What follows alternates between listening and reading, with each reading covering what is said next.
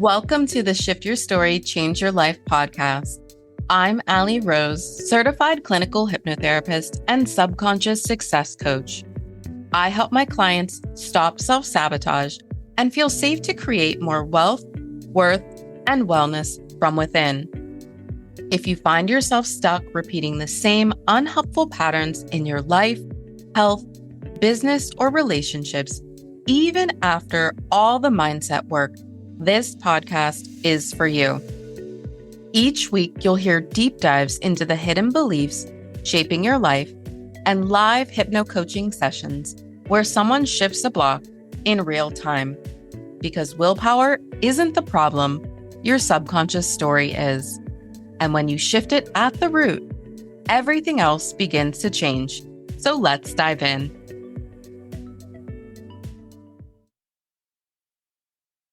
Hey guys, I'm so excited to dive into this episode today, but I wanted to give you a quick heads up that this episode is part one of a two-part series where I'll be answering your questions about hypnosis, hypnotherapy, and the subconscious mind. And part two will go live next week.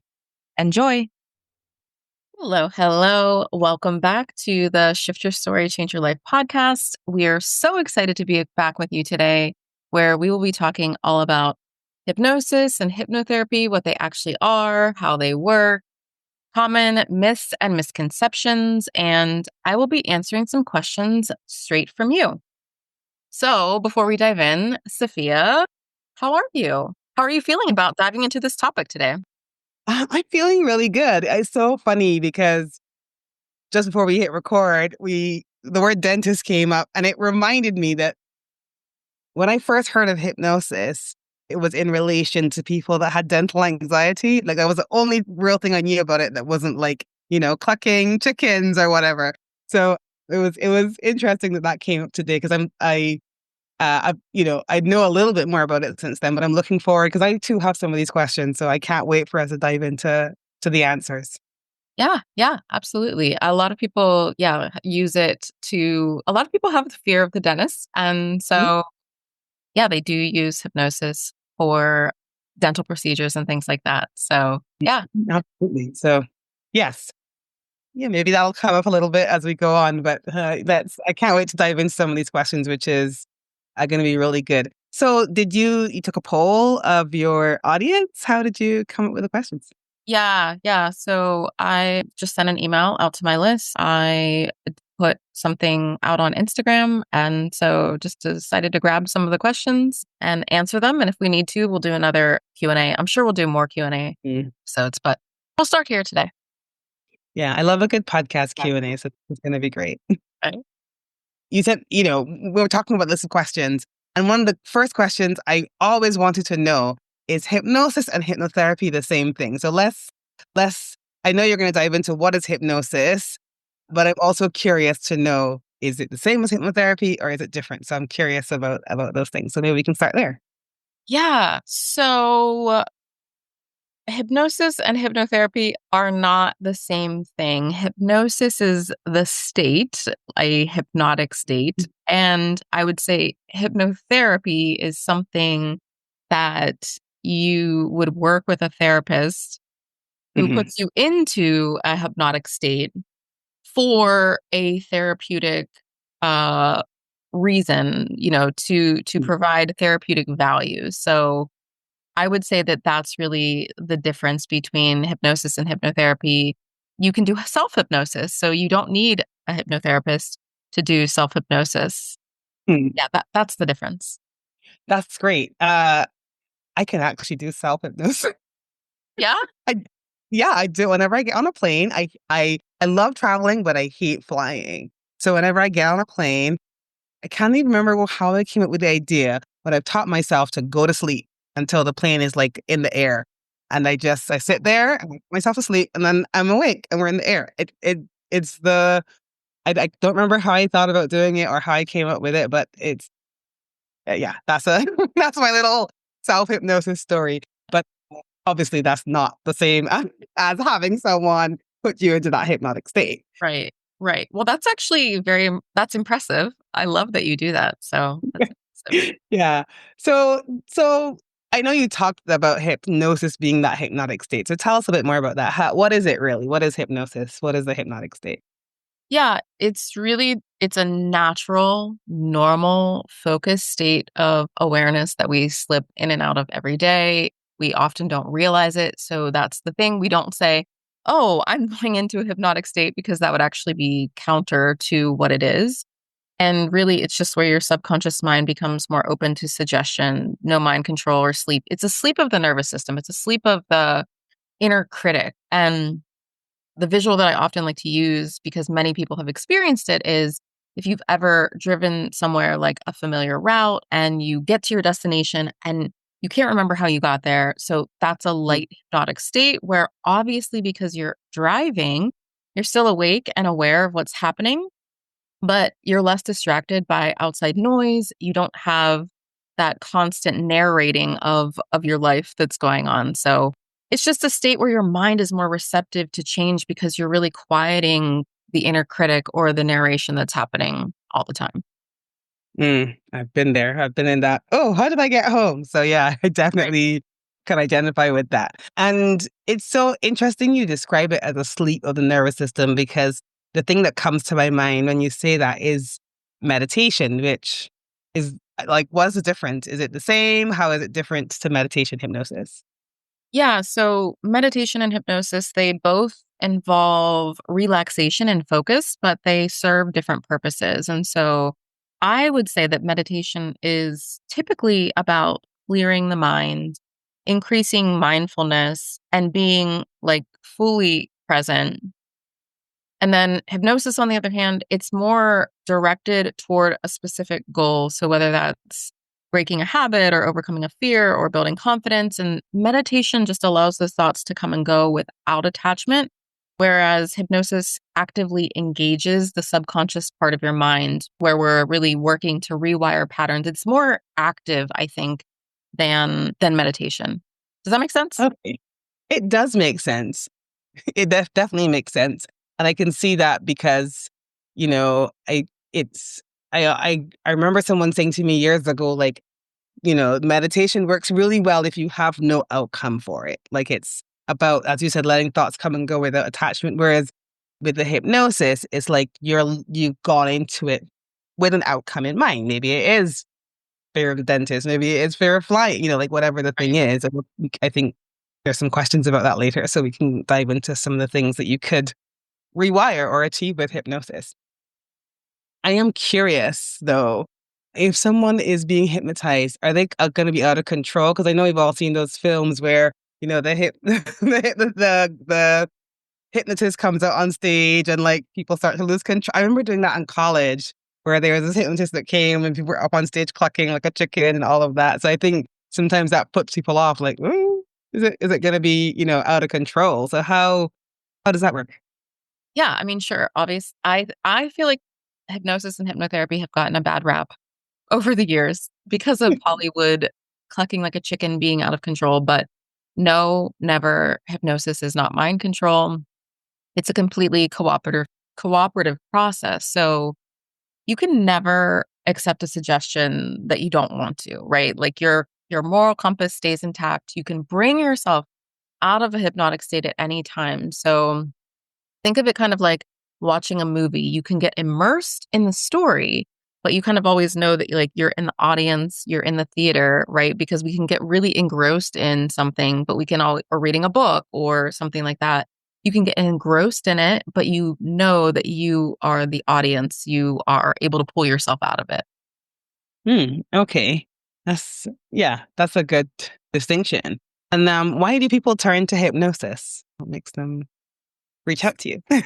So, what I find, which I hope changes, is that people often seek hypnotherapy when they feel stuck in it's like what I found is sometimes it's a last resort, which I don't love, right? I want hypnotherapy to be something that people is very normal and natural and people don't wait until they've been in this pattern for years in their life. But that's typically when people come, they feel stuck in some sort of unwanted habit or pattern that they've tried to solve in other ways and they've seen minimal relief. So, they've tried conscious willpower. They're just going to push their way through it, or maybe traditional therapy, journaling, affirmations, those kinds of things. And, it's used for so many different things like weight loss, smoking, pain management.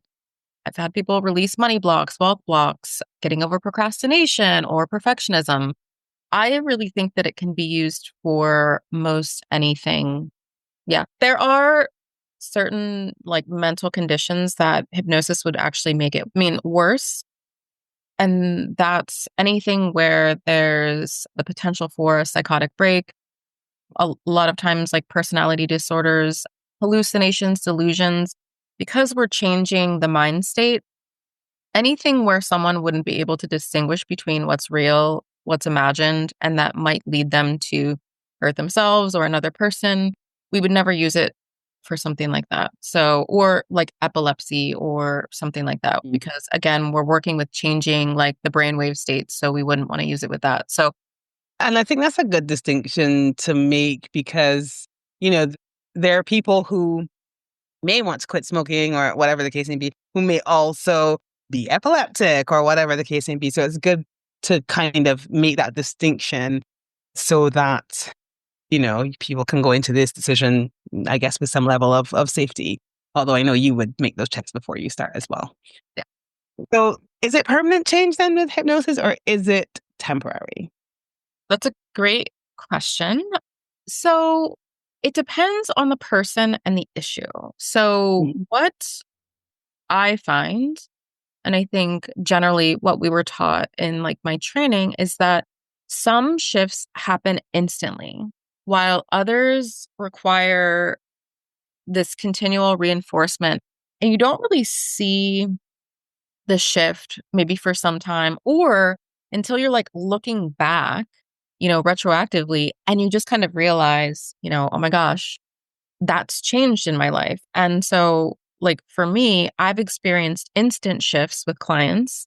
Um, I'm thinking about my client who got pregnant after our first session. I'm thinking about my client who had her first 20K month after our first session. So those are more instant changes.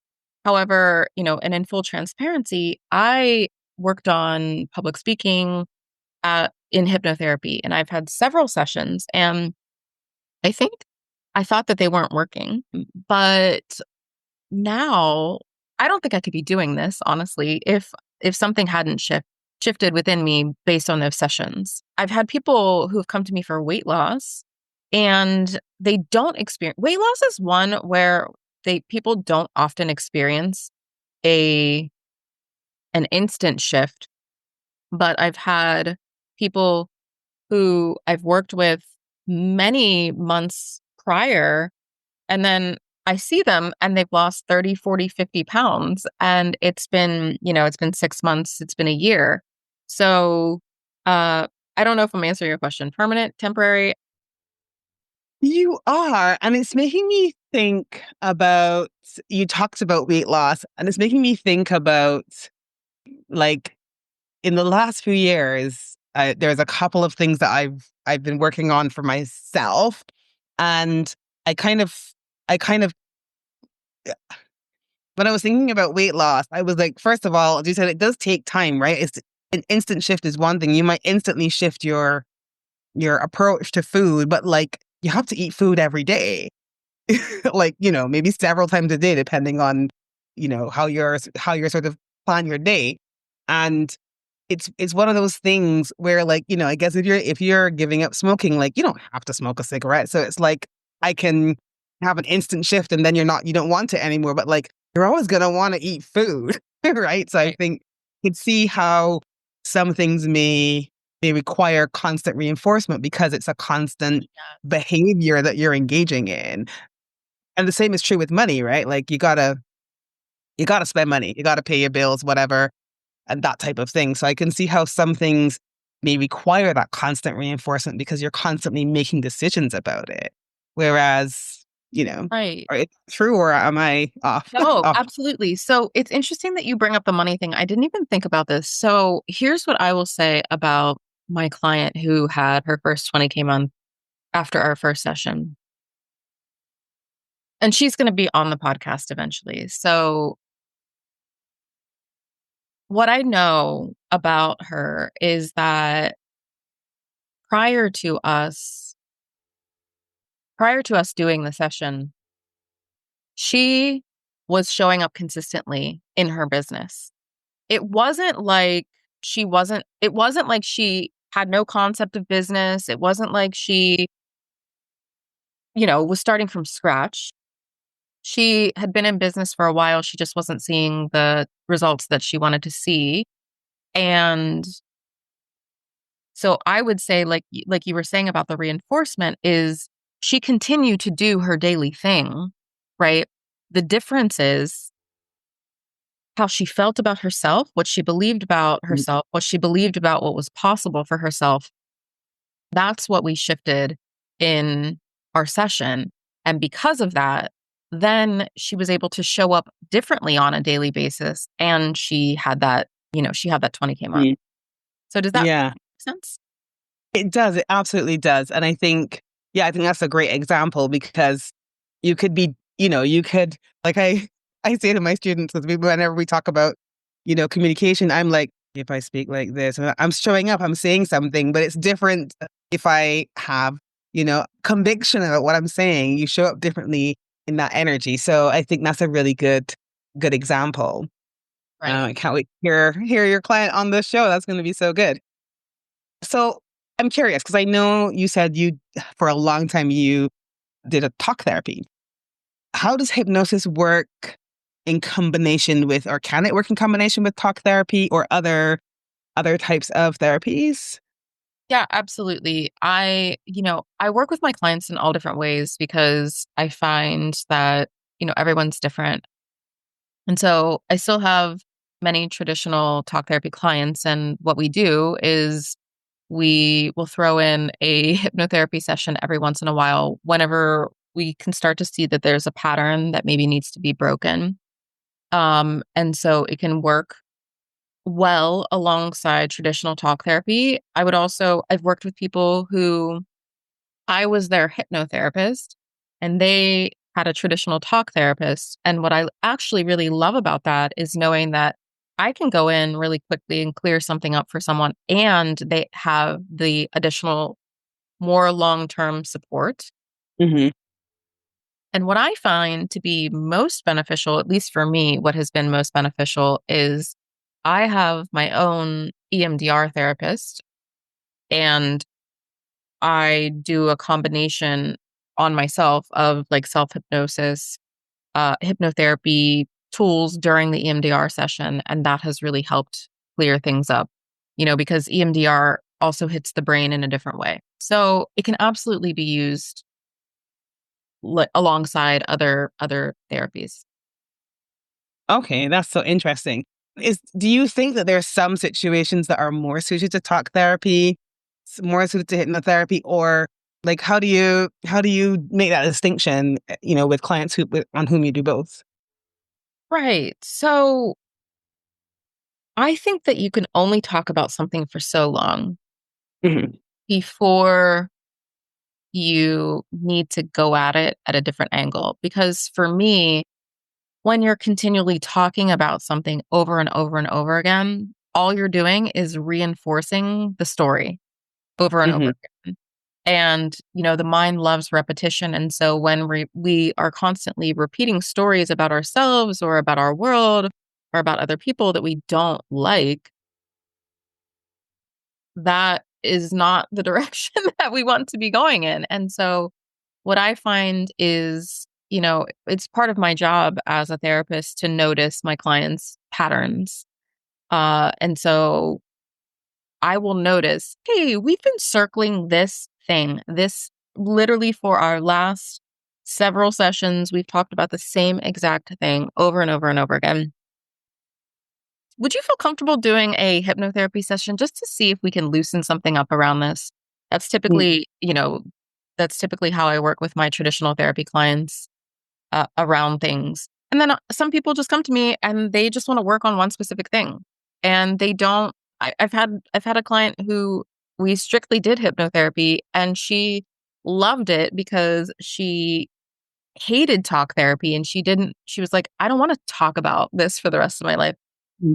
I want to come in, I want it to be quick and dirty. I want to get through this thing, right? And so Yeah. the benefit I would say of that is, right, it is faster. However, I typically work with most of my hypnotherapy clients for more than one session. So we do have the benefit of like that longer kind of relationship, even if it's not as long as a traditional talk therapy relationship. Mhm.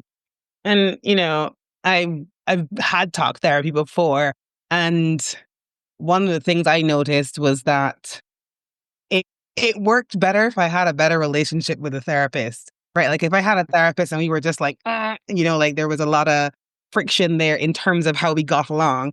I don't really know if I feel like opening up about these things. Whereas, like, hypnosis, you're straight in there.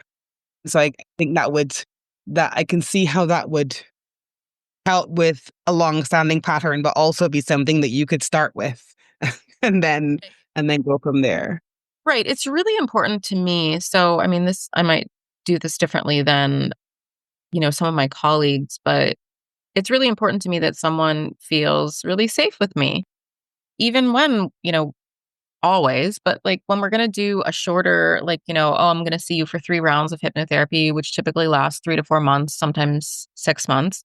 But I do have a couple of sessions up front where we're getting to know one another a bit more because that's important to me. I have had people who in quick and dirty and then like that's all they wanted and that's okay.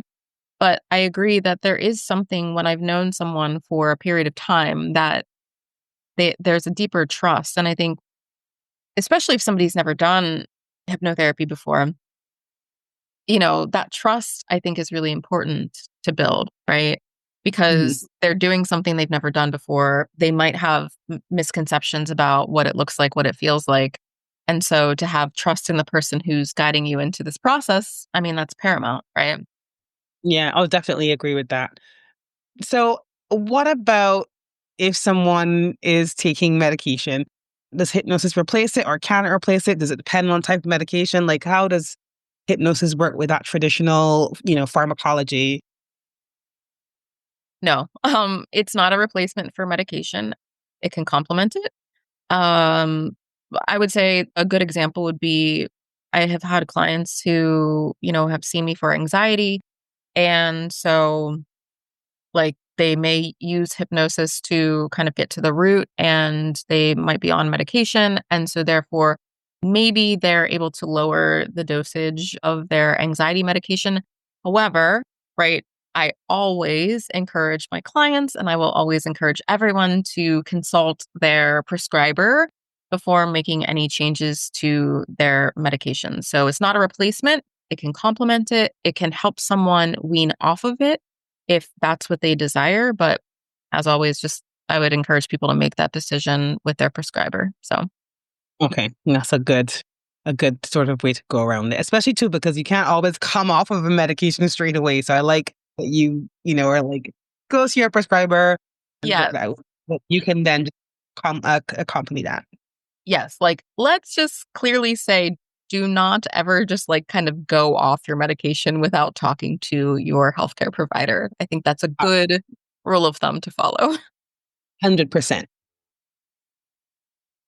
That's all for today, my friends. We are going to press pause here and we'll be back next week to answer the rest of your questions. I can't wait to dive back in. We're sending you so much love and gratitude. Until next time. Bye.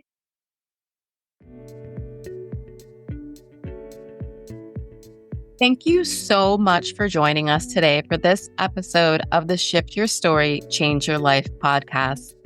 If today's conversation sparked something in you, I'd love to hear about it. Feel free to send me a message on social media. I'm at the Ali Rose on both Facebook and Instagram. And if you want to be coached on a future episode or explore what it would look like to work with me one-on-one, head over to shiftyourstorypodcast.com. And if you never want to miss an episode, make sure to subscribe and leave a rating and review. It helps more people find this work. Until next time, keep shifting, keep growing, and most importantly, I want you to remember that your story isn't set in stone. You always have the power to shift it.